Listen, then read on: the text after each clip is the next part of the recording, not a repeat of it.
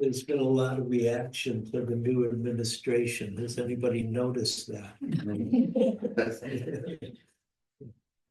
Okay, so I want to speak about it, but I want you to reflect a little about how it's impacted you. The first, 2 weeks of the new regime. Yeah, the new regime, I think that's the right word. Right, and how have you responded to it? Really reflect on that. How has it landed for you? How has it impacted you? And what have you done in response to the things that maybe they made you happy? I don't know. Maybe they didn't make you happy. How have you responded to the changing reality? Or how have you even considered responding?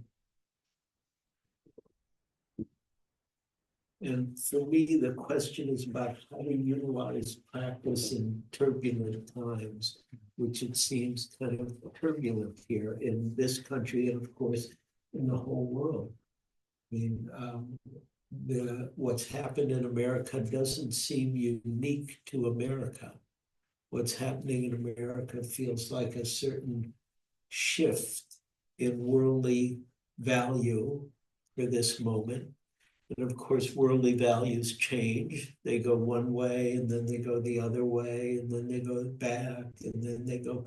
And this is very common, very normal actually. But it still impacts our life, whichever way the movement of what I call the eight worldly winds sometimes, the praise and blame, gain and loss, fame and disrepute, these kind of things, these kind of paradoxes of what's there. And this is a normal thing. H.L. Mencken said this 100 years ago, maybe not quite 100 years. I think it's 100 years. He said the whole aim of politics is to keep the populace alarmed and hence clamorous to be led to safety. The whole aim of politics is to keep the populace alarmed and hence clamorous to be led to safety. And whichever side you may find yourself, that's kind of what's happening. And for us, this is not new, meaning for us, meaning for 2,600 years of Buddhism, this is not new. Different regimes have come in and out, different in the Buddha's day, different kings or, different monarchies were in and out. Depending on where you were in different parts of the country, you had a whole different world. And that, they agreed with each other, they didn't agree with each other, the different regimes. But it's all practice. And that's the only thing I know, is that it's actually all practice, right? And I say this often, life is practice, right? Every moment is practice, and politics is practice. It's part of practice. Unless I was going to say, unless we go off to a monastery, but even in the monastery, you feel it all. It all impacts you because it's only one earth, and we're all impacted by everything that's happening on the earth, whether we know it or not. It all has its potency, and I could say this in a more biological way. It has its vibration, right? No matter where we are, what's happening, and wherever the wars are right now, in Afghanistan or in Gaza or in the Ukraine or wherever conflicts are happening, we feel them whether we know that or not. It impacts our world here. And so I thought it'd be helpful to talk two of the heart qualities that help us meet the dukkha. Anybody not know what dukkha means? please raise your hand if you don't know. Dukkha means suffering in Buddhism. It's the easy translation. Suffering, dis-ease, discomfort, stress. Ajahn Commissar Bhikkhu translates it as stress, whether it's a little stress of you have to piss while I'm talking and I keep talking and talking, which is a certain kind of stress, or the stress of wars. It's all dukkha, different levels of dukkha.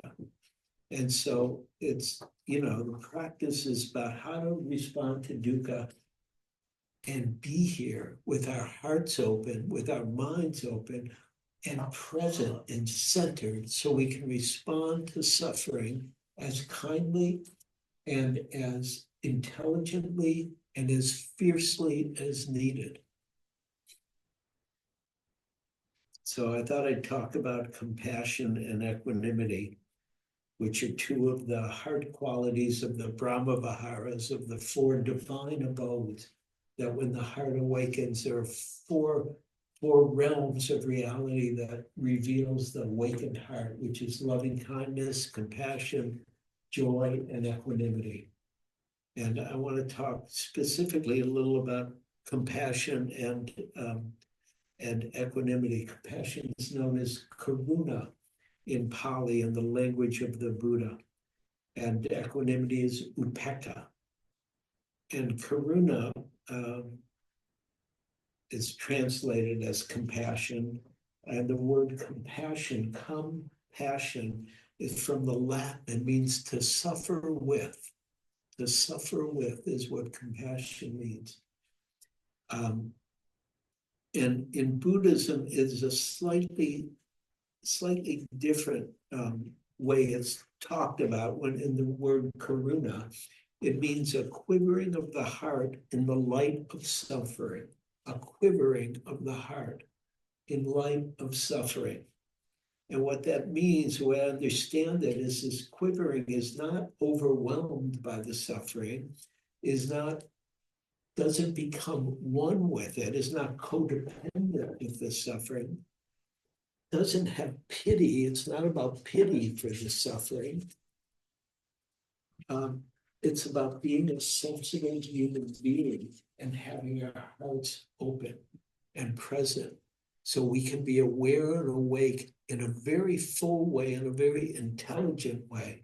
It means we can be touched by the suffering of the world. We can be moved by it, and we can be opened by it.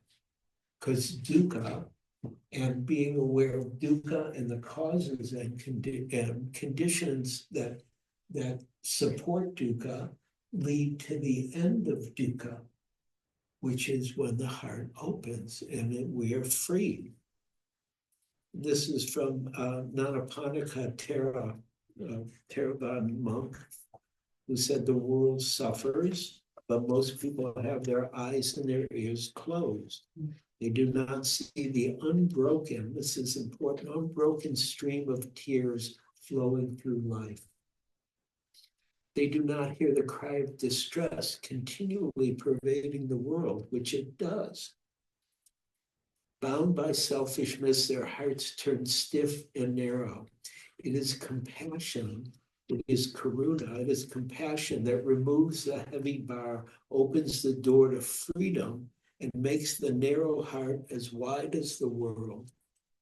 It's a very famous quote that is often used about the potential for the heart to be as wide as the world, to take in the whole world. And the paradox is we all think we can't do that somebody else could do that, but we can't. And the challenge is for each of us to see, oh no, we're the person who can let our hearts open to the whole world. And we can see what happens as we stay centered and balanced and present and aware and awake with that open heart. Because with that kind of compassionate heart, what arises is all kinds of good things: sympathy, empathy, understanding, concern, a warm-heartedness, mercy, which is a word we don't use a lot, but I like very much. Mercy is a beautiful word. and a certain kind of heartfelt benevolence. And from that, we become very accepting, we become kind, we become non-judgmental, which doesn't mean we're not discerning. We're not just reacting. That's what I mean by non-judgmental. We're discerning, oh, what's needed, what's not needed, what's right, what's wrong. But it's not a reactive judgmentalism, right? There's some wisdom, there's a tenderness, there's a warmth. There's a heartfelt connection to what we value, and we respond from that. So we're seeing from dharmic eyes, we're seeing through the eyes of the Dharma that there's suffering, and we want to respond to it kindly, skillfully, and intelligently. And so one of the paradoxes about compassion that's as wide as the world is it's really seeing the big picture, which is what Buddhism teaches us. It teaches us to see not just from here, but from here. See the whole picture of humanity and humanity's ongoing suffering from the beginning of time. And it doesn't mean that everything is suffering. It just means that it's part of human life. And compassion is one of the heartfelt responses to that part of human life.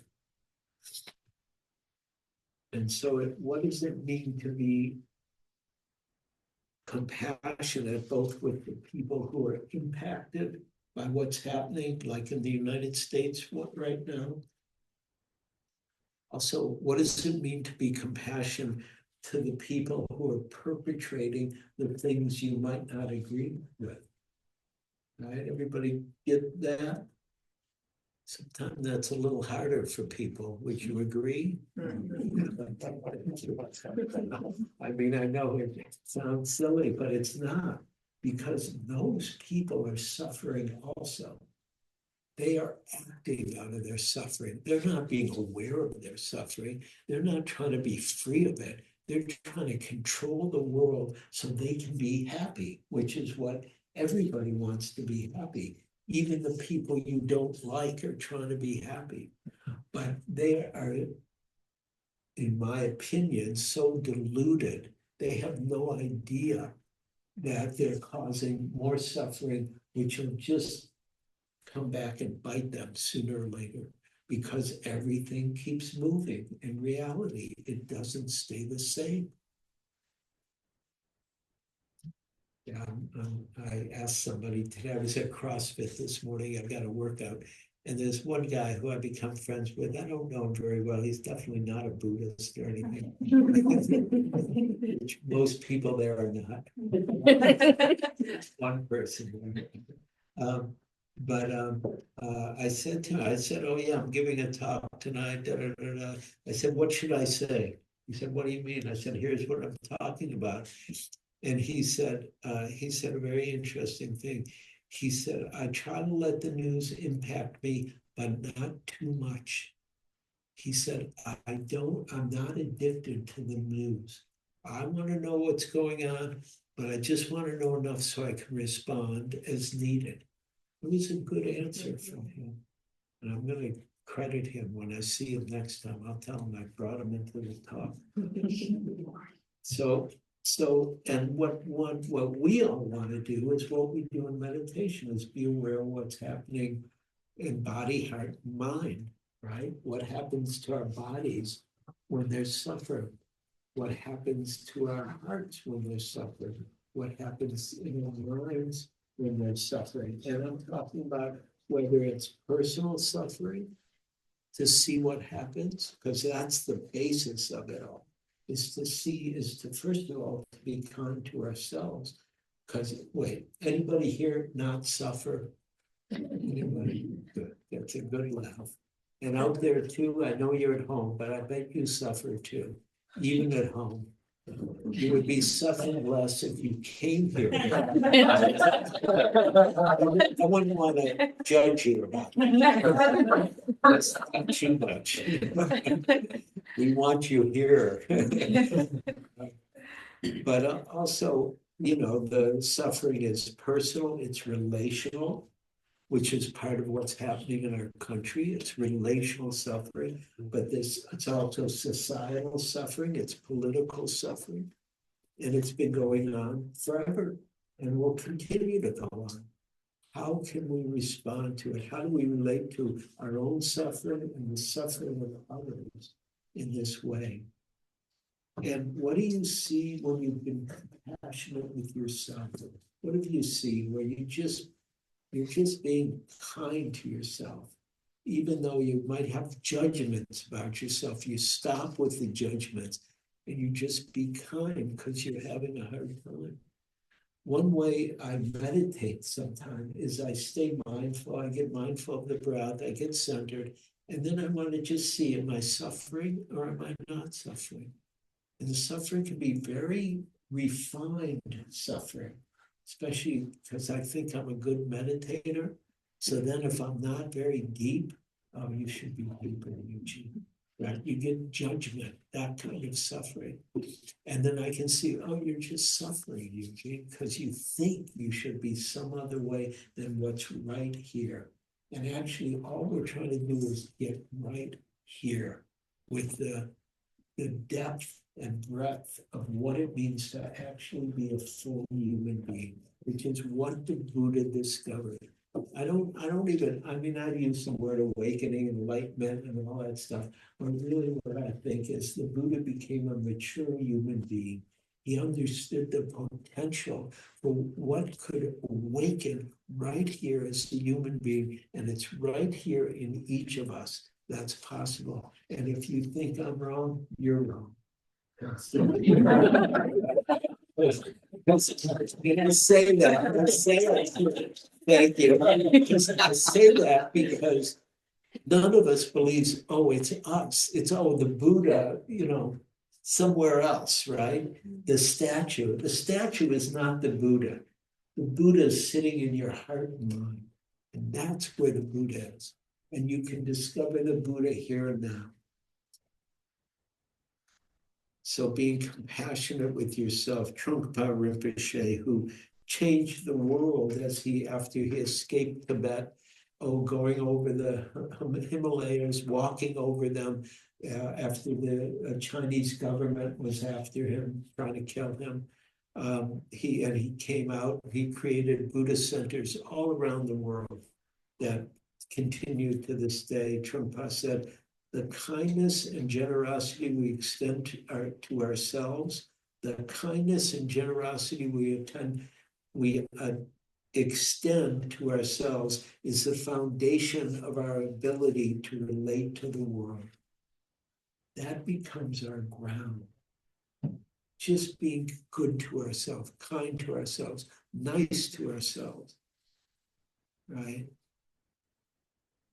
And compassion isn't about overindulging, it's about seeing what's true and responding skillfully.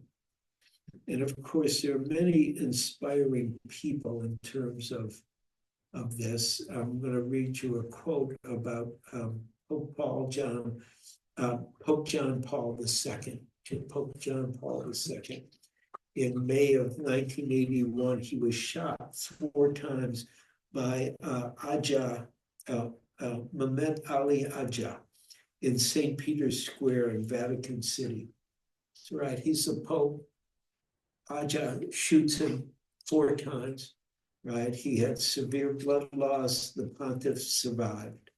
Aja, who had recently escaped from a Turkish prison where he was held on charges of murder, attempted this murder of Pope John Paul II.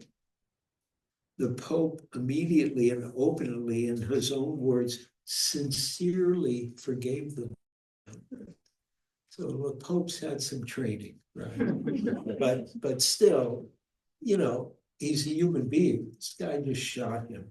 And within days, he sincerely forgave the man. And then 2 years later, 1983, Pope John Paul II, he forgave, in 83, John Paul went to visit his would-be assassin, having private conversations, befriending him, and staying in touch with his family, right?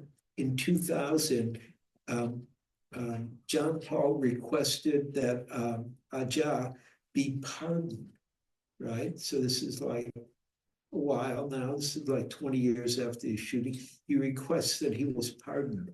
And Aja was released from his Italian prison, but still compelled to serve out the remainder of his Turkish sentence. Remember, he'd escaped from the Turkish prison. After the Pope's visit, Aja converted to Christianity, and he was released in 2010. He returned to Rome in 2014 to lay 24 roses at John Paul II's tomb. Forgiveness changed the very heart of Aja, where anger and condemnation might have only hardened. And so you hear how radical real kindness is. It changes us. And you could even think about people who've been compassionate with you when you've been having a hard time, and how important it's been to be treated kindly, to be cared about, to be valued in them. Right?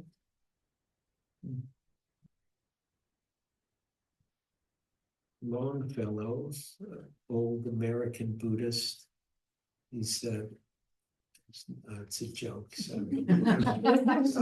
He said, if we were to read the secret history of our enemies, we should find in each person's life sorrow and suffering enough to disarm all hostility. All hostility. And of course, that doesn't mean that people are doing the right thing all the time. They're not. And they're impacted by the sorrow and suffering that has changed them so that they don't act skillfully. But we want to see the whole picture because that's part of the awakened mind and heart. The other heart quality I thought I would talk about is equanimity. And I didn't say this, but please, if you have any questions or any comments about what I'm saying, save them. We're going to have some time at the end so that we have a more interactive part of the talk. And like I said, upekkha, equanimity, is also a heart and wisdom aspect. Equanimity is in so many different Buddhist lists, 3 really predominant ones. They're in the Brahma Viharas, the divine abodes, these open-hearted states of being. And they're in the 7 factors of awakening. They're one of the factors of awakening is we awaken to balance and serenity and skillfulness of equanimity. And it's one of the 10 paramis. The paramis are the perfections of a Buddha. And so, and the word upekkha is also upeksha in Sanskrit. And upa means over, and iksh means to look. So equanimity is what I'm pointing at when I say see the whole picture. Excuse me. It's like being on the mountain and you can see all the landscape. From a certain perspective, you get the highest view. You see the big picture of reality, and it allows you to sit still in the middle of it. It allows you to be balanced in the middle of it because you see all of it, and it makes sense even if it's nonsensical in a certain way. And I mean, it's one of the things I love about getting older. I'm old enough now, I'm 75. How many people are older than me in this room? Let me see. Anybody? About you all beat? Okay. Well, it's totally great to get old as far as I'm concerned, because you really see the big picture.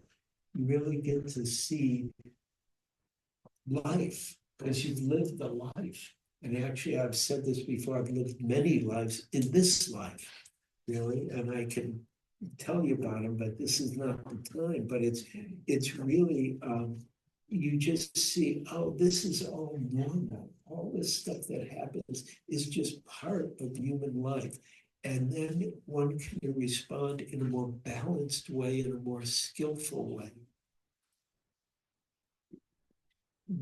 Let's see, what else do I want to say? Yeah, equanimity is about non-attachment, dispassion, balance, poise, equilibrium, stability, and it really puts things in perspective, and it's grounding. It's like, and it's really one of the beautiful things about the Dharma in general. When we really meditate, we're right here, and actually everything's okay in this moment. Everybody get that right now here for you in your little bubble of whoever you are, everything's okay. Even if your body's uncomfortable, you're okay enough, right? Nobody's attacking you. You're not dying of hunger, right? Or of thirst, or you're not going to be attacked in the next minute. So there's a kind of grounding that happens, that equanimity is really part of the heart of wisdom. It's really the quality of heart that sees things as they are. And it comes from a beautiful acceptance of the way things are. And acceptance doesn't mean we like the way things are. That's very important. We accept them, we see them, and then we can respond skillfully. But if we're just lost in our reactivity into things, we can't respond skillfully. We need the equanimity. We need to, first of all, understand, accept ourselves in the way we are, and see what we need to change. Suzuki Roshi said, one of his students said, what do you think of all of your students? Suzuki Roshi was a Japanese monk, and he had mostly, at that time, white students. And they said, well, what do you think of all your students? And he said, oh, I think you're perfect. And you still need a little help. And it's true, because we want to see that for ourselves. In other words, we want to see our goodness. Because if you didn't have a good heart, you wouldn't even be here. But there's still more to wake up for all of us. And equanimity is not detachment. I don't like the word detachment. Detachment is often a kind of pushing away. It really mimics equanimity, but it doesn't have the love or the joy, the kindness or the wisdom that's part of equanimity. Again, Nyanaponika Thera said, equanimity is the unshakable balance of heart, mind, rooted in insight. And it's why practice is so important, to keep waking up. Waking up is not a static event. We don't wake up and then we're done practicing. No, we wake up and we begin to practice from there. And then there's more to learn, more to discover. So one of the things I like about equanimity, and that one can learn in meditation, and I've learned this in the meditative process, is we can discover the balance to be in balance. The balance to be in balance. Like sometimes on the retreat, I'm actually about to go on a retreat for 2 weeks. I'm very grateful. And I'm not teaching, I'm just sitting. I'm happy to go be quiet. Just shut up and sit down and see what happens. And I'm good at meditation, but I know how to be balanced, but I also have seen how imbalanced I can get and how I can stay balanced with the imbalance. I can let it happen and be aware of that and rest in the awareness, which is always balanced, actually, the balance. Ralph Walker said, enlightened space, the place of unconditional love, cannot be achieved until and unless one is willing to be comfortable with paradox and confusion. That's very freeing, because we're dealing with a lot of paradox and confusion. Anybody notice that about our world and our response? It's confusing what's happening.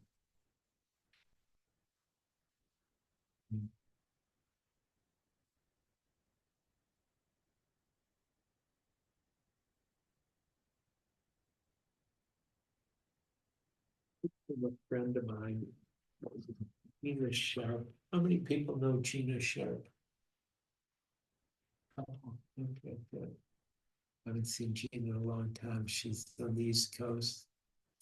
And she was writing about equanimity. So I'm just going to read you some of what she says. She talks about a mountain, right? She said the mountain is subject to sun, rain, snow, lightning, but it's unwavering, the mountain, right? Whatever happens, whatever the rain and floods, it just all happens, and the mountain's there, right?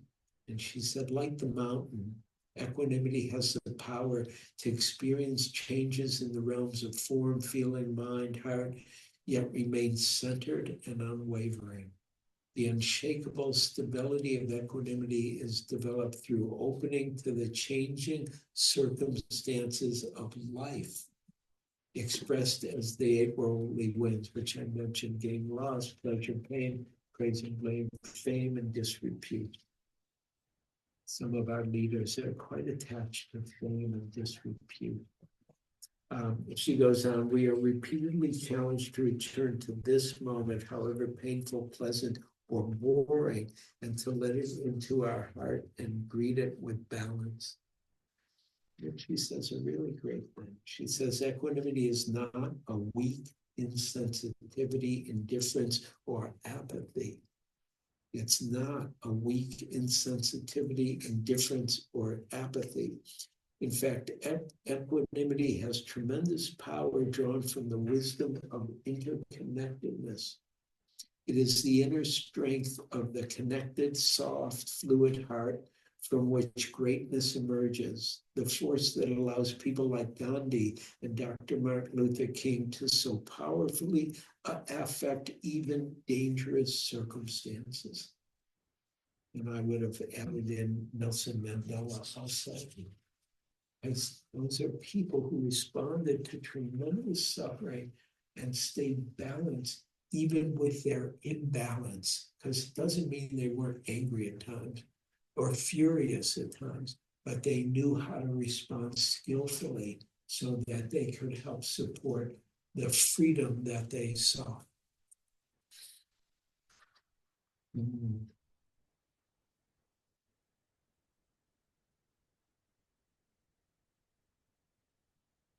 One last quote from Christian monastic Thomas Merton, who said, do not depend on the hope for results. Do not depend on the hope for results. You may have to face the fact your work will be apparently worthless and may achieve no result at all, or even results opposite to what you expect. As you get used to this idea, you start more and more to concentrate not on the results, but on the value, but on what we value, the rightness, the truth of whatever you do for itself. And that's a very beautiful thing he says about you. You start more and more to concentrate not on the results, but on the value, so that nobody can take your values away from you, no matter what they do. And your values keeps getting put into the world, and it starts having its reverberation, which the world desperately needs right now. So let's sit for a minute. We'll do a little sharing of merit. The goodness, the blessing, the kindness and equanimity of our time here together. May we realize the blessing that it is that we have the Dharma, we have Sangha, we have the support and means to be here and do the Dharma together.